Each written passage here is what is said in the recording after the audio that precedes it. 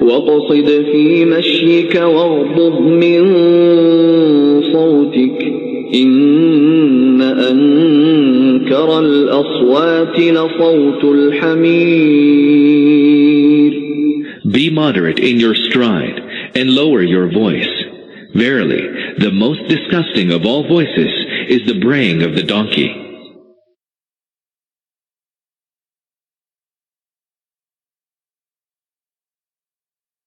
(34) This does not mean that one should always speak in a low voice and should never raise one's voice.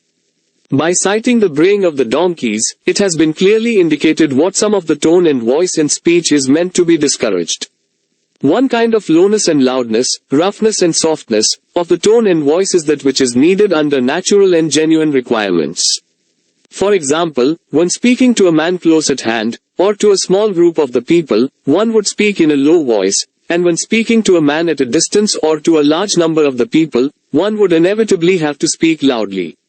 Similar is inevitably the difference in tones depending on the occasion and situation. The tone of praise has to be different from the tone of condemnation, and of the expression of goodwill from that of indignation.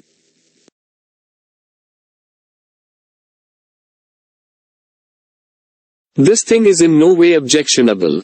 Nor does the admonition of Luqman imply that one should always speak in a soft and low voice and tone regardless of the occasion and requirement. What is objectionable is that one should shout oneself hoarse and produce a voice like the donkey's braying in order to bully and debase and browbeat the other person.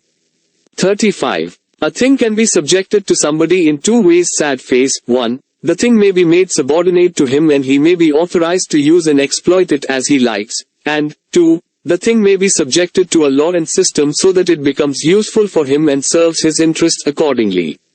Allah has not subjected everything in the earth and heavens to man in one and the same sense, but has subjected certain things in the first sense and certain others in the second sense.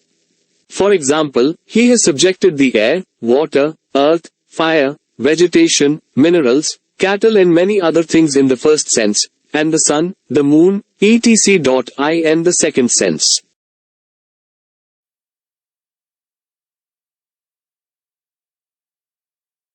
أَلَمْ تَرَوْا أَنَّ اللَّهَ سَخَّرَ لَكُم مَّا فِي السَّمَاوَاتِ وَمَا فِي الْأَرْضِ وَأَسْبَغَ عَلَيْكُمْ نِعَمَهُ ظَاهِرَةً وَبَاطِنَةً وَمِنَ النَّاسِ مَن يُجَادِلُ فِي اللَّهِ بِغَيْرِ عِلْمٍ وَلَا هُدًى وَلَا كِتَابٍ مُنِيرٍ. Have you not seen that Allah has subjected to your service all that is in the heavens and on the earth, and has abundantly bestowed upon you all His bounties, both visible and invisible? Yet some persons dispute regarding Allah without having any knowledge or guidance or any illuminating book.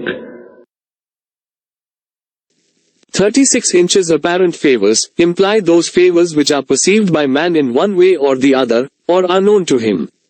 And the hidden favors are those which are neither perceived by him nor are known to him. There are countless things in man's own body and in the world outside him, which are working in his interest, but man is utterly unaware of the means which his Creator has provided for his protection and safety, for his development and provision of sustenance to him, and for his well-being and happiness. Research of man in the different branches of science is revealing many such favors of God as were hidden from him before, and the favors and blessings which have so far been revealed are insignificant as against those which are still hidden from man.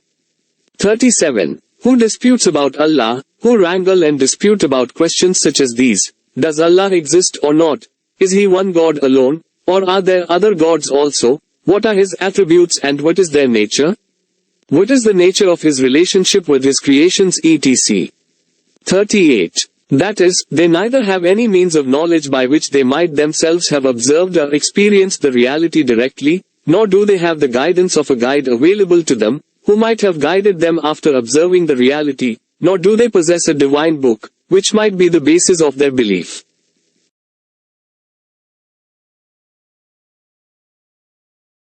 39. That is, it is not at all necessary that the forefathers of every person and every family and nation should have been on the right path.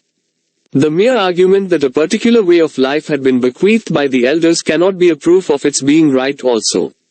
No sane person can commit the folly that he should blindly go on following the way of his forefathers even if they were not rightly guided, and should never bother to find out where the way is leading him. All that is in the heavens and on the earth, a thing can be subjected to someone's service in two ways. First, that it is made subservient to him, and he is invested with the power to use it as he wills.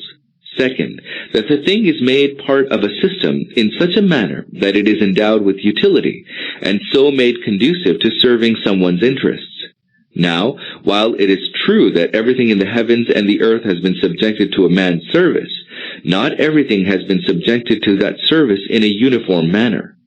To illustrate, God has subjected air, water, earth, fire, vegetation, minerals, cattle, and many other things to man's service in the sense that he is invested with the power to use them as he wishes. On the other hand, although the sun, the moon, etc. have also been subjected to man's service, this is in the sense that they have been invested with utility and made to serve man's interests.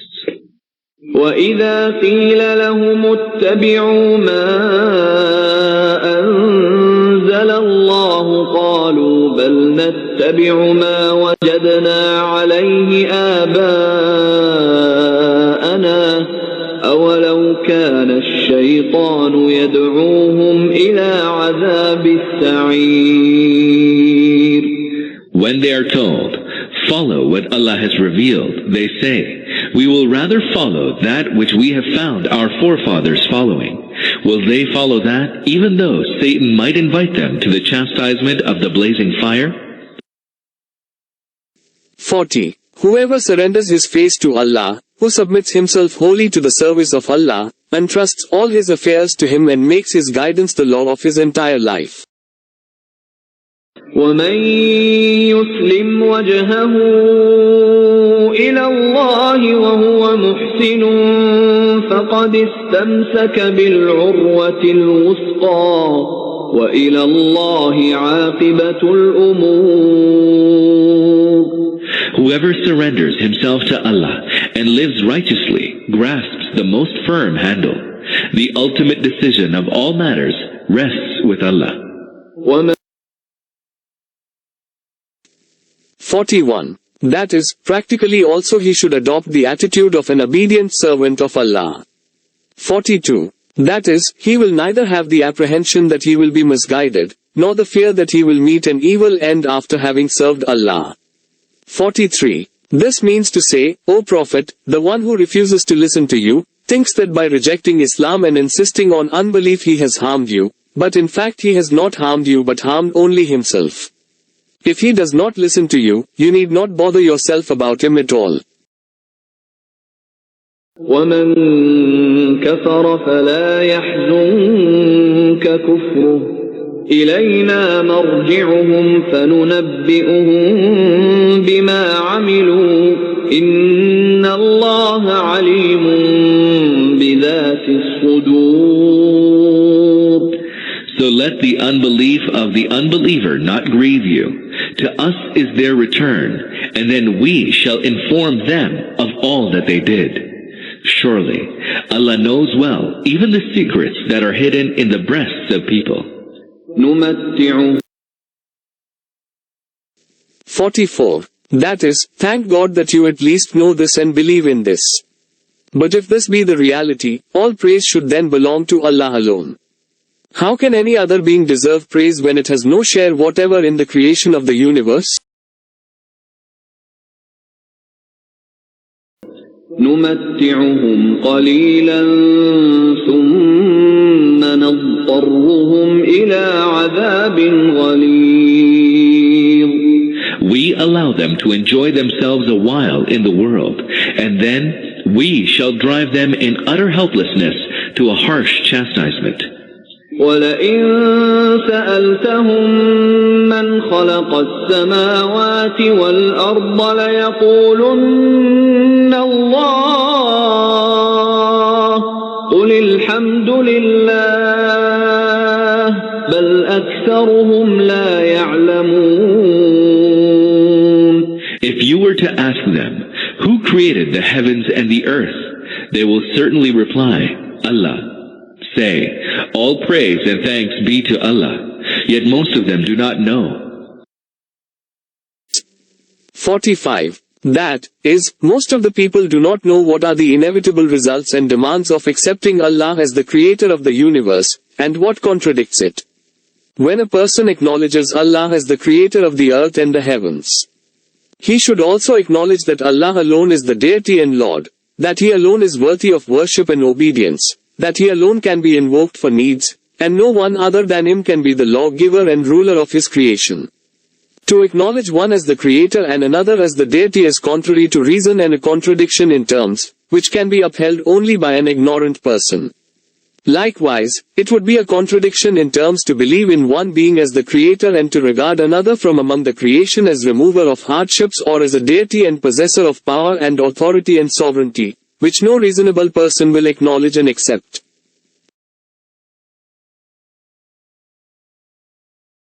46. That is, the reality is not merely this that Allah is the creator of the earth and the heavens, but in fact He alone is the master of all things found in the earth and heavens. Allah has not created His universe and left it to others to become masters of the whole or a part of it, but He Himself is master of His creation and everything that exists in this universe is His. Here, He alone possesses divine rights and powers and no one else.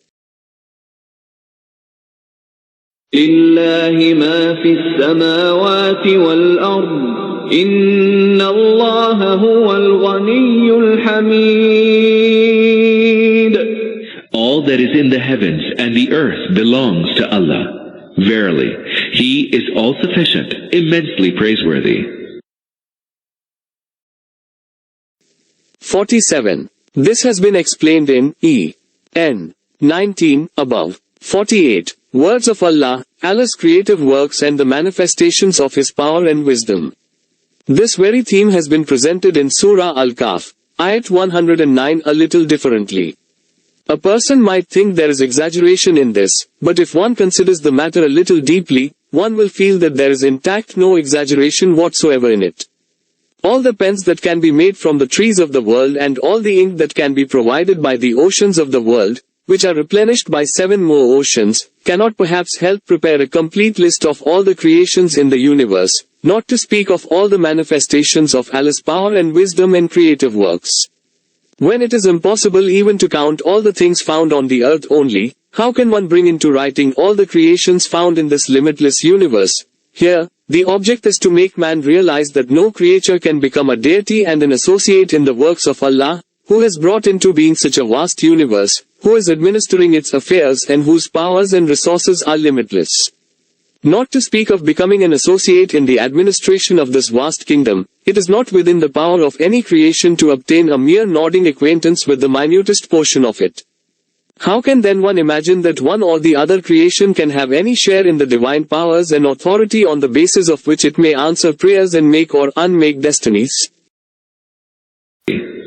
ولو أن ما في الأرض من شجرة أقلام والبحر يمده من بعده 7 أبحر ما نفدت كلمات الله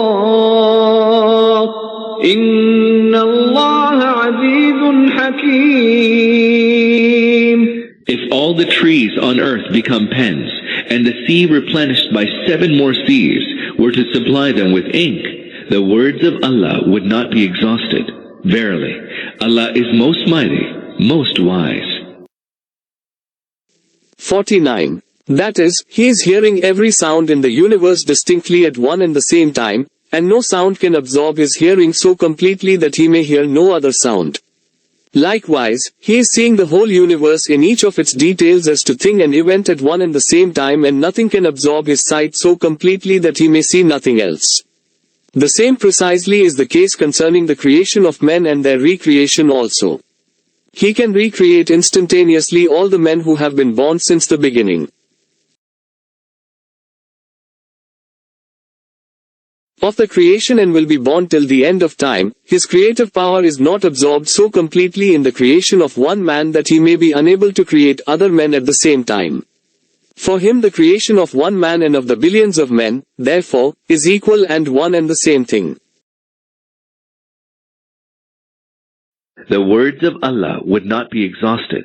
We have already come across this very idea in Surah Al-Kahf 18:109.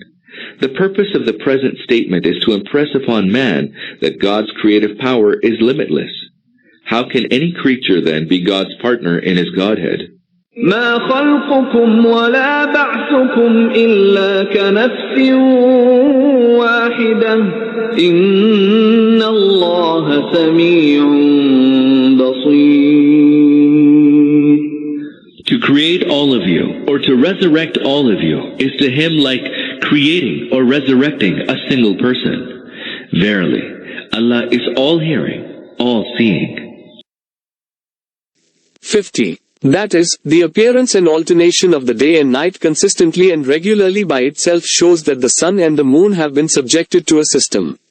The sun and the moon have been mentioned here in particular because both these are the most prominent bodies of the heaven, which man has been worshipping as deities since the earliest times, and which many people worship as gods even today. The fact, however, is that Allah has bound all the stars and planets of the universe including the earth into an unalterable system from which they cannot deviate even by an inch. ألم تر أن الله يولج الليل في النهار ويولج النهار في الليل وسخر الشمس والقمر كل يجري إلى أجل مسمى وأن الله بما تعملون خبير. Do you not see that Allah makes the night phase into the day, and makes the day phase into the night, and has subjected the sun and the moon to His will, so that each of them is pursuing its course till an appointed time? Do you not know that Allah is well aware of all that you do? 51. That is, nothing in the world, whether the sun or the moon, or any other star or planet, in the universe, is eternal and everlasting. Everything has a term for it and can function only till its expiry. Everything has a beginning in time before which it was not there and an end in time after which it will not be there. This means to imply that such temporal and powerless things cannot become the deities of men. 52. That is, the real sovereign is Allah. He alone is the real owner of power and authority over the creation and its disposal. ذلك بأن الله هو الحق وأن ما يدعون من دونه الباطل وأن الله هو العلي الكبير. All this is because Allah, He alone, is the truth, and all that which they call upon beside Him is false. Surely, Allah, He alone, is all high, incomparably great. 53. That is, they are figments of your own imagination. You have yourselves presumed that so and so has got a share in Godhead, and so has been given the powers to remove hardships and fulfill needs, whereas in fact none of them has any power to make or unmake anything. 54. That is, He is the highest of all before whom everything is low, and He is the greatest of all before whom everything is small. 55. That is, such signs show that all powers rest only with Allah.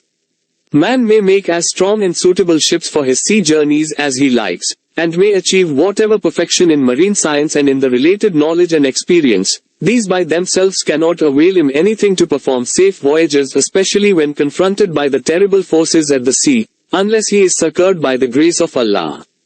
As soon as Allah's grace is withdrawn, man immediately realizes how meager and insufficient are the means and resources and knowledge of the sciences. Similarly, man in the state of peace and security may be a hardened atheist.